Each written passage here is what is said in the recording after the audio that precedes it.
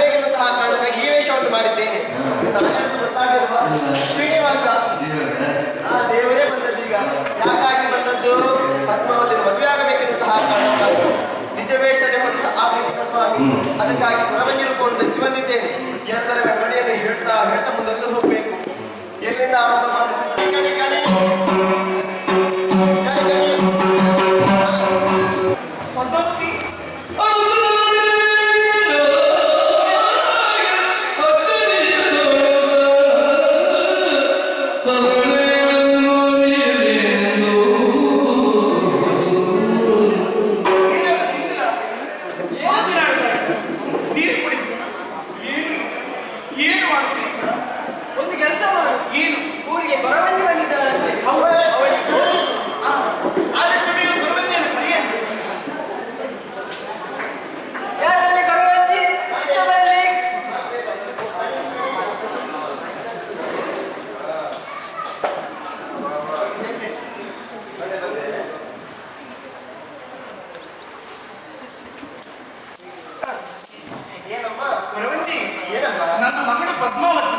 ಮಾತನಾಡ್ತಾ ಇಲ್ಲ, ಊಟ ಮಾಡ್ತಾ ಇಲ್ಲ. ಹೌದಾ? ಯಾವ ವಿಚಾರ ಗೊತ್ತಿಲ್ಲ, ಒಮ್ಮೆ ನೋಡಿಬೇಕಮ್ಮ.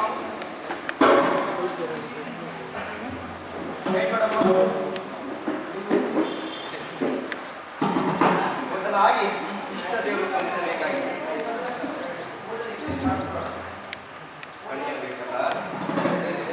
ಸರಿಯಾಗಿ ನೋಡಿ.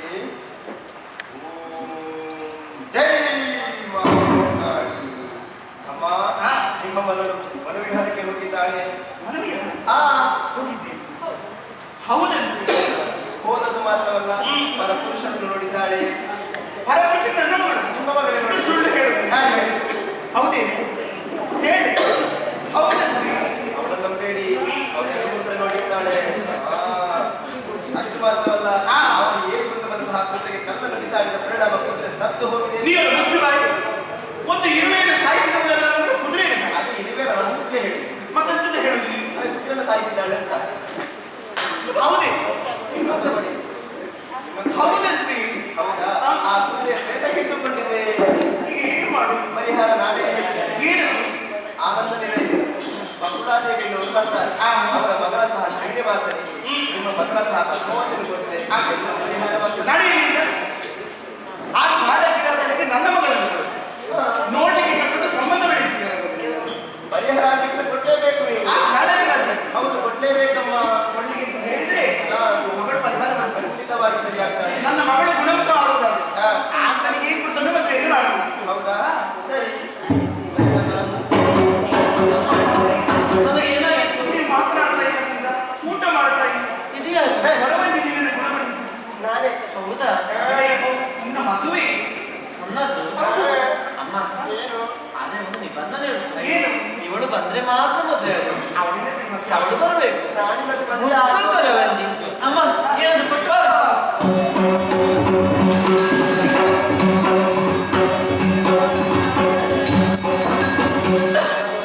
ಯಾರೋ ಬರ್ತಾ ಇದ್ದಾರಲ್ಲ.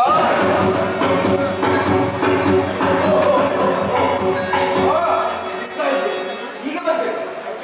ಈಗ ಬರ್ಬೇಕು.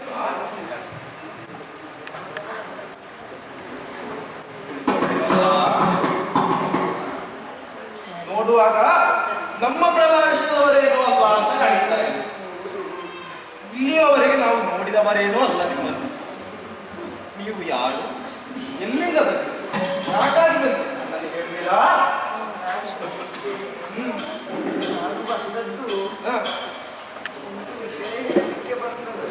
ಹೇಳಿ. ನನ್ನ ಮಗನಿಗೆ ಪ್ರಾಯ ಆಗಿದ? ಈಗ ಮುಂದೆ ನಾನು ಏನ್ ಮಾಡ್ಬೇಕು? ಪ್ರಾಯ ಆದ್ರೆ